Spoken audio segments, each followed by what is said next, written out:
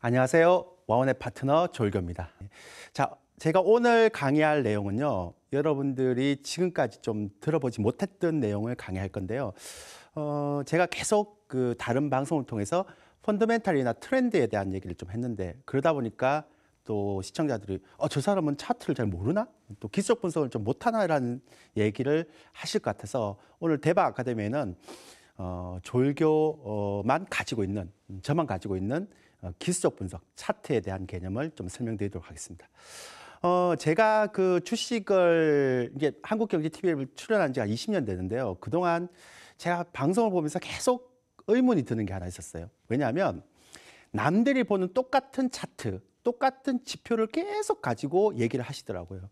근데 우리가 주식경원에 보면 남들이 보지 않는 차트와 남들이 보지 않는 지표를 봐야지만 그 남들과 다른 어떤 형태의 투자 지표를 만들어야지만 좀 성공할 수 있지 않을까요? 그래서 제가 곰곰이 한번 생각을 해봤거든요. 과연 어떤 게 있을까?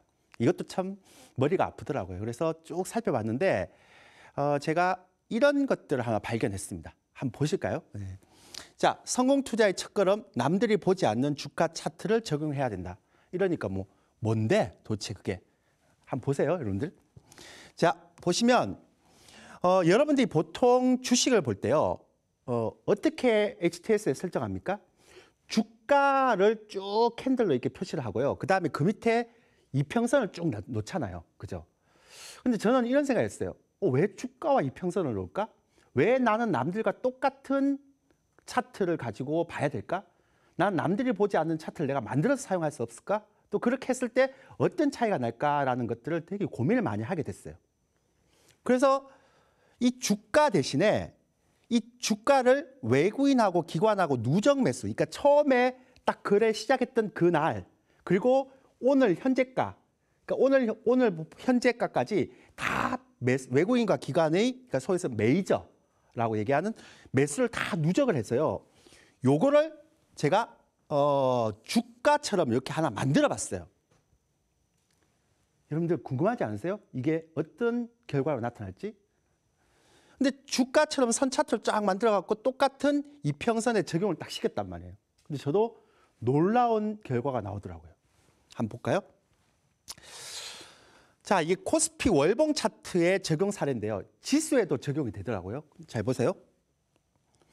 제가 먼저 두 가지 패턴을 얘기해 드릴게요. 그러니까 2015년도하고 2016년도에 그때 차트에 적용을 시키고, 그럼 조금 있다가 제가 최근 차트에 적용을 시켜 볼게요. 자, 지금 여기 보시는 위에서 보시는 이 부분이 코스피 차트예요. 그 다음에 이게 이동평선이에요. 50, 20, 30. 그러니까 이동평선은 제가 변화가 없고요. 코스피 차트하고 제가 임의적으로 외국인과 기관이 매수했던 그 수급을 통틀어서 선 차트로 만든 것들을 다빈치 수급으로 명명하겠습니다. 근데 정말 재밌는 일이 일어난 거예요. 자, 2015년도에요. 코스피 지수가 여기가 저점이었거든요.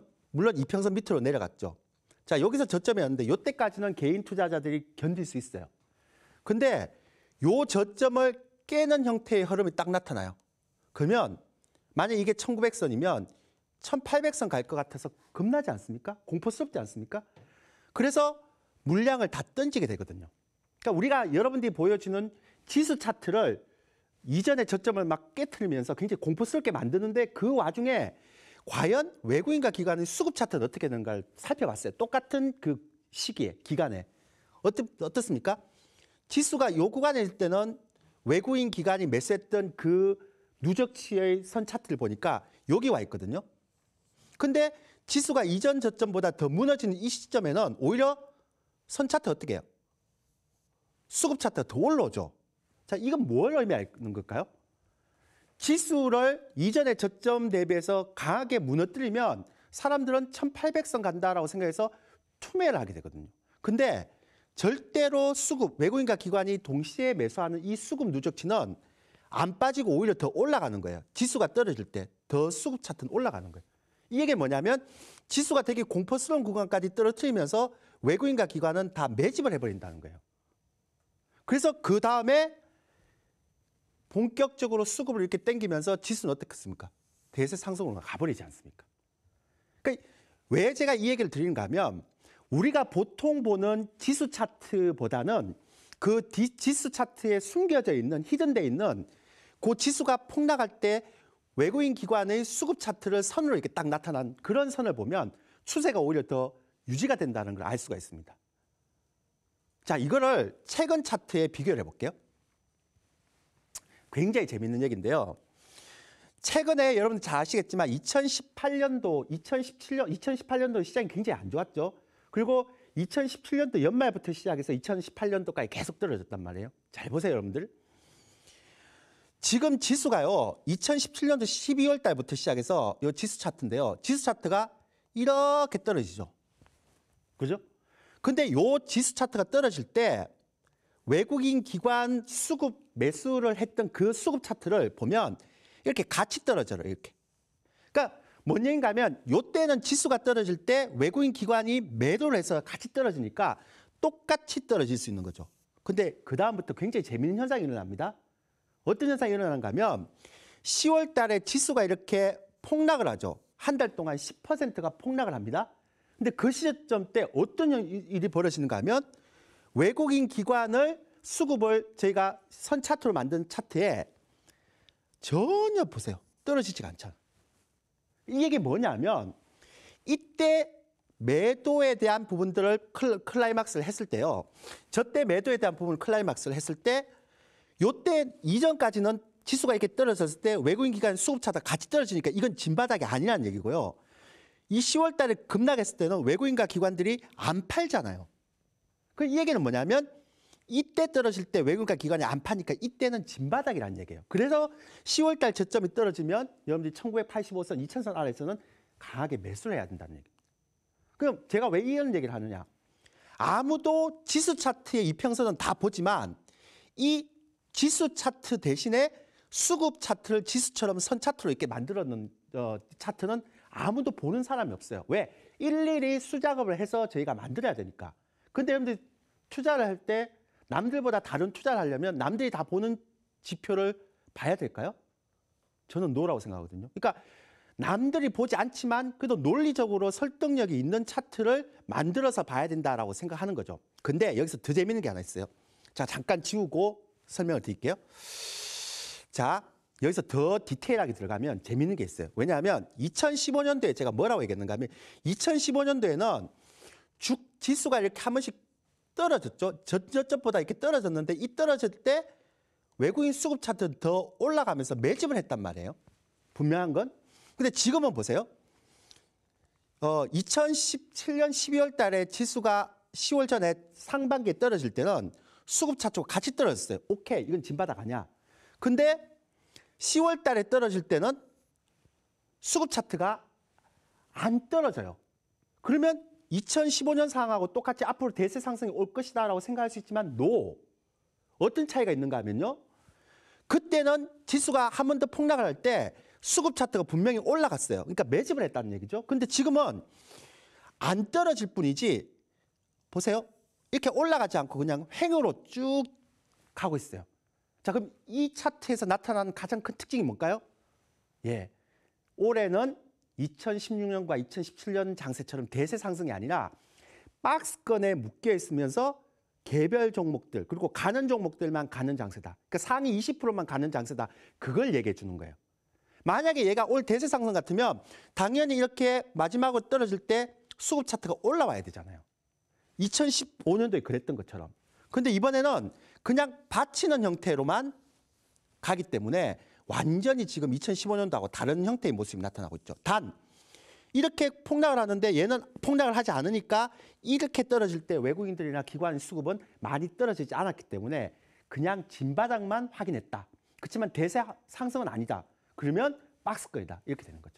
그러니까 이런 것들을 지수 차트가 아니라 다빈치 수급이라고 얘기하는 수급 차트를 통해서 저희가 확인해 본 거죠. 자, 그러면 지수에만 이런 게 나타날까요?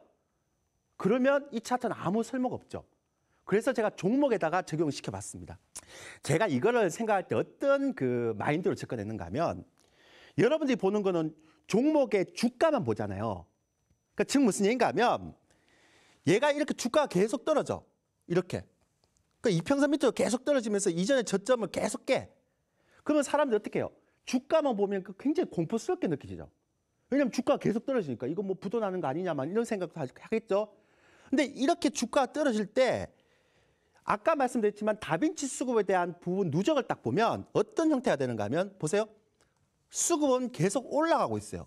주가는 계속 떨어지는데 수급은 계속 올라가고 있어요. 이게 뭐냐면 주가를 계속 떨어뜨리면서 공포스럽게 만들면서 수급 차트는 계속 받고 있다는 거잖아요. 외국인과 기관의 수급, 누적 데이터를 선 차트로 나누는 거.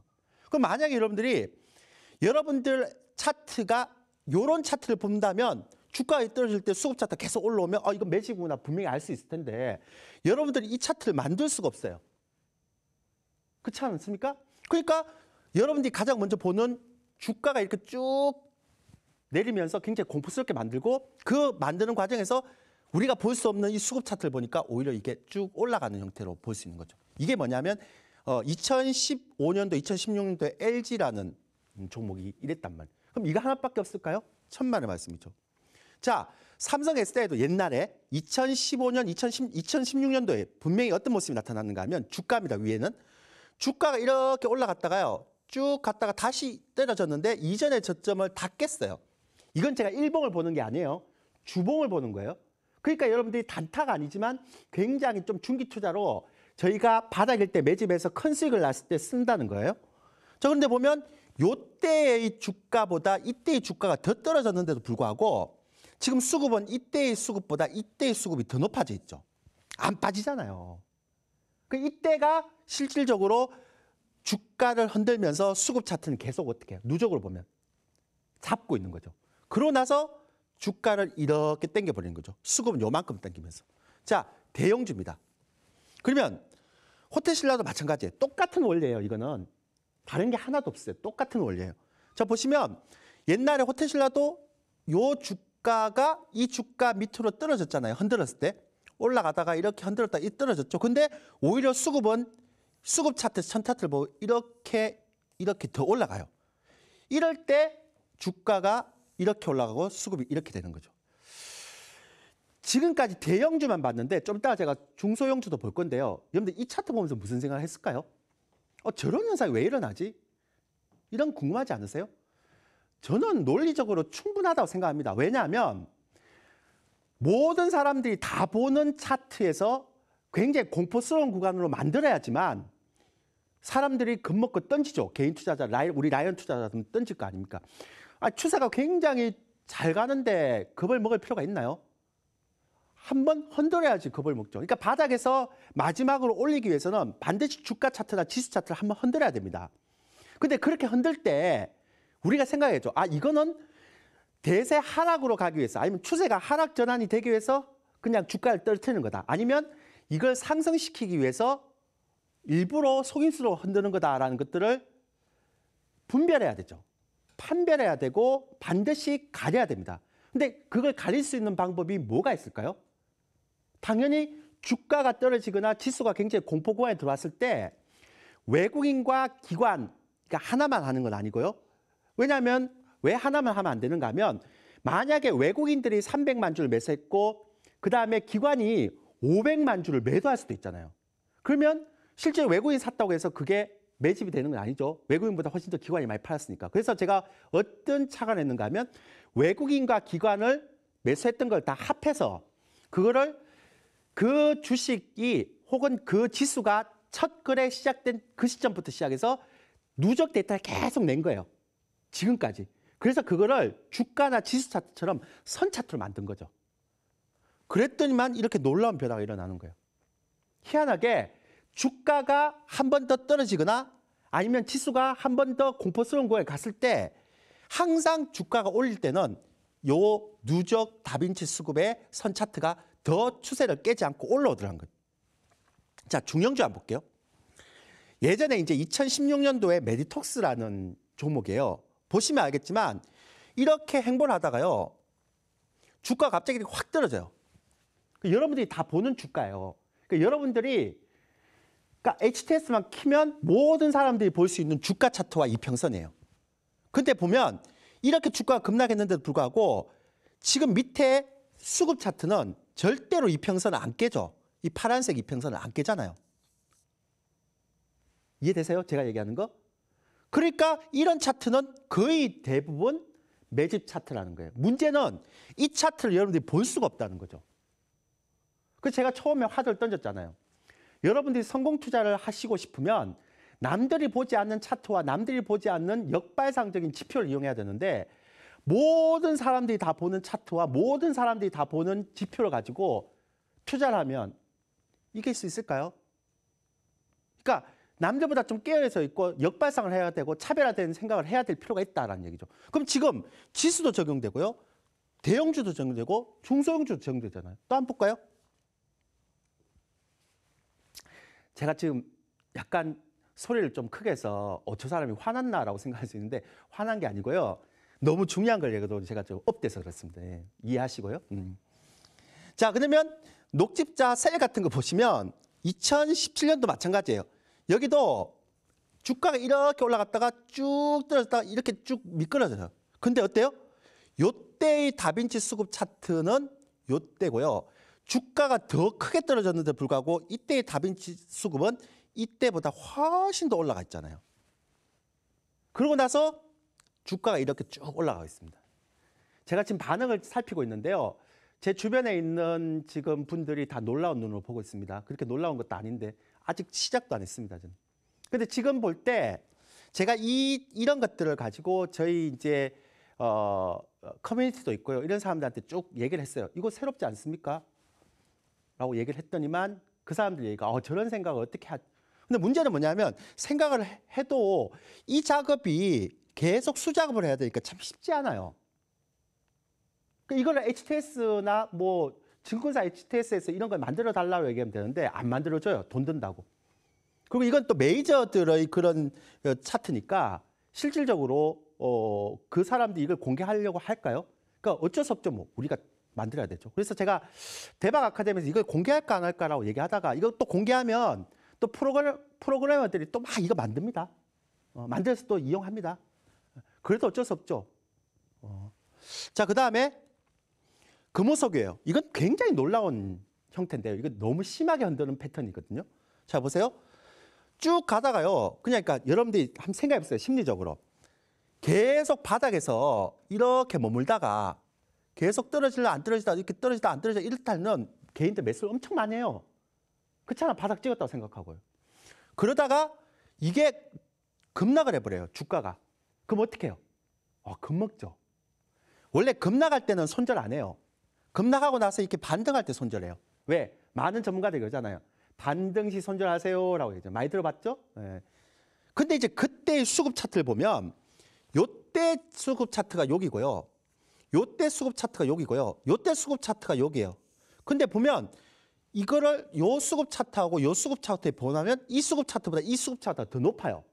근데 주가는 어떻습니까? 이거보다 훨씬 많이 떨어졌잖아요. 이렇게. 이걸 이제 흔드는 파동이라고 얘기하죠. 근데 제가요. 이게 분봉이고 일본 같으면 여러분한테 소개도 안 해요. 왜? 조일교 대표는 방송에 나와서 나는 중기 투자만 한다라고 얘기하던 사람이 일봉이나 분봉 갖고 얘기합니까? 저는 개인적으로 단타를 하지 않은 사람이기 때문에. 근데 이거는 뭐냐면 최소한 주봉이나 월봉을 기준해서 데이터를 내기 때문에요. 여러분들이 중기 투자하시는 분이 굉장히 좋고요. 그다음에 고액 자산가들도 굉장히 좋습니다. 그리고 아까 코스피 지수에도 어울리잖아요. 그러니까 개별 종목에서 맞는 게 코스피 지수가 안 맞는 경우가 태반인데 코스피 지수하고 개별 종목에 다 맞잖아요. 이런 게. 신기하지 않나요? 그래서 제가 말씀드린 거고요. 그다음에 이런 생각을 하다가 제가 또 발칙한 생각을 했어요. 도발적인 생각했죠. 어떻게 생각했는가 하면 그럼 이것만 하지 말자. 이거 매트포스트 맞아요. 일일이 다 얘기하기가 귀찮아서 그냥 많아요. 정말 많은데 다 설명할 수도 없어요. 이것도 떨어졌는데 수급 차트 안 무너지잖아요. 그죠? 똑같은 원리로 가면 되죠. 자, 근데 메디톡스도 맞고요. 뭐 다 맞아요. 더 이상 보내주지 말고. 그러니까 여기까지만 끝나면 이제 저 사람 좀 연구 좀 했구나라고 생각할 텐데 제가 좀 투자를 할 때 한번 꽂히면 계속 그쪽에 파다 보니까요. 이런 생각도 하게 되더라고요. 어떤 생각을 하게 되는가 하면 저거 말고 그러면 좀 중장기 투자자들을 위해서 흔들기 파동 말고 좀 중장기 투자자를 위해서 새로운 방법을 한번 개발해요. 아까 얘기했던 거는 좀 약간 짧은 매매, 그러니까 한두 달 정도 보는 매매를 하시는 분들한테 적용하고요. 이거 같은 경우는 한 6개월 정도, 1년 정도 투자하신 분들은 굉장히 잘 어울리죠. 고액 자산가들. 그러니까 맞춤형으로. 이게 뭐냐면 개별 주식의 첫 거래일부터 현재까지 외국인들의 평균 단가를 그냥 이평선처럼 선 차트로 만들어 보면 어떨까라는 생각을 제가 하게 됐어요. 그러니까 뭐냐면 이 평균 단가는 계속 바뀌겠죠. 왜냐하면 어제까지만 하더라도 34만 원의 평균 단가인데 만약에 오늘 외국인들이 한 30만 주 매도를 해버렸어. 그럼 평균 단가가 확 바뀌잖아요. 왜냐하면 첫 거래부터 시작해서 지금까지 평균 단가를 계속 선으로 만들었으니까 마치 이평선처럼. 그래서 그거를 저희가 계속 만들어서 그걸 데이터해갖고 이평선처럼 만들어서 과연 이게 어떤 모습으로 나타날까를 비교해봤어요. 근데 정말 놀라운 결과가 나오더라고요. 한번 볼까요? 궁금하죠? 저도 되게 궁금했어요, 처음에. 근데 이거 왜냐하면 뭐 제가 무슨 왜 그렇잖아요. 과학자들 같은 경우가 막 실험하다가 어떤 결과가 딱 나올 때 되게 막 두근두근하고 그러죠. 결과에 따라. 근데 이제 딱 보니까요. 이게 셀트리온인데요. 2013년, 2014년, 2015년도 이건 좀 긴 매매인데 보세요. 요게 밑에 있는 연두색 선이요. 기관의 평균 매수 단가선이고요. 위에 있는 이 주황색이 외국인들의 평균 단가선이에요. 이게 월봉이에요. 그래서 중장기 투자자한테 되게 좋다는 거예요. 근데 보면 이렇게 쭉 올라오다가 이 외국인과 기관의 평균 단가선에 오니까 땡기잖아요. 관리가 되잖아. 처음에 여기까지 내려왔죠. 그 다음 떨어질 때는 요 위에 선에 절대 안 무너지죠. 그러다가 이렇게 날아가 버리잖아요. 이평선하고 똑같이 생각하시면 돼요. 자, 두 번째는 볼게요. LG화학이죠. 얼마나 지루합니까, 여러분들? 몇 년을 뺐습니까? 쭉 뺐잖아요. 그러다가 묘하게도 단가선이 있어요. 외국인 기관의 평균 매수 단가선 이평선을 만든 이 단가선이 있어요. 이 단가선에 딱 지지가 딱 되니까 계속 이렇게 가다가 이렇게 올라가 버리는 거예요. 신기하죠? 그 다음에 하이닉스도 있어요. 하이닉스도 보면 예전에 단가선에 이렇게 지지받고 이렇게 한번 올라갔죠, 이렇게.